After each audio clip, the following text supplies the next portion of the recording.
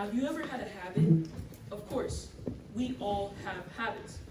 Some of our habits are probably good habits like brushing our teeth, picking clothes off the floor, or working out. But sometimes our habits are not so good. And if you've ever had a bad habit, you know that bad habits are the hardest habits to break. Your habits might seem harmless at first, but eventually your habits shape you. Bad habits keep us from being all that we can be. Good habits help us the people we want to become. Yeah. We're not going to talk about bad habits. We're actually going to talk about a good habit. Not the kind of habit that shapes your morning routine or your biceps. The kind of habit that shapes your faith. And more importantly, spending time with God. I don't know what you think of when you hear spending time with God. Maybe some of you love spending time with God. But there are probably a lot of you thinking, I don't really know what you're talking about. But spending time with God sounds pretty weird. So to get started, I want to look at someone who spent more than a lifetime with God, and that's Jesus. Mark 1:35 says this. The next morning, Jesus woke up very early. He left the house while it was still dark and went to a place where he could be alone and pray. Mark 6:46.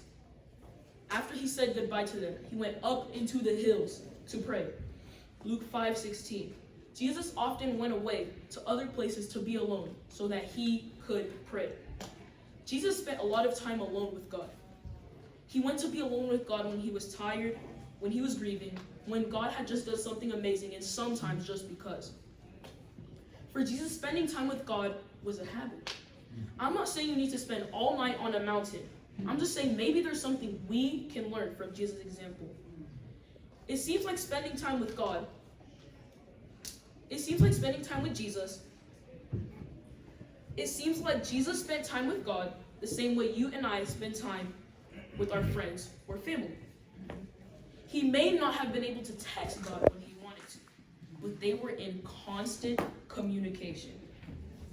Why do you spend time with your friends or family? Probably because you like them. When you're around people you love, what happens? As you spend time with them, hang out with them, and laugh with them, your relationship with them grows.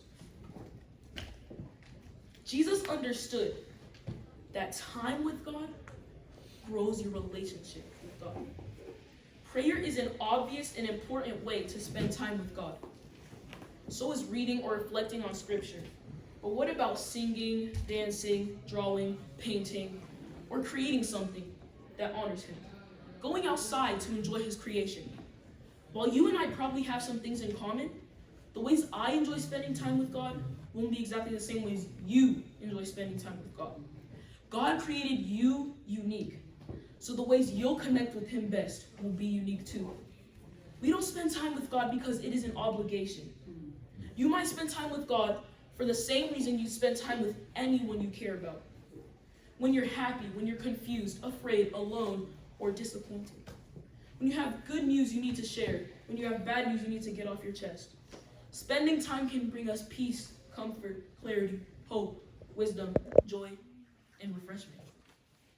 But most importantly, spending time with God helps us know him better. Time with God grows your relationship with God. So go spend time with God today and then make it a habit. Thank you.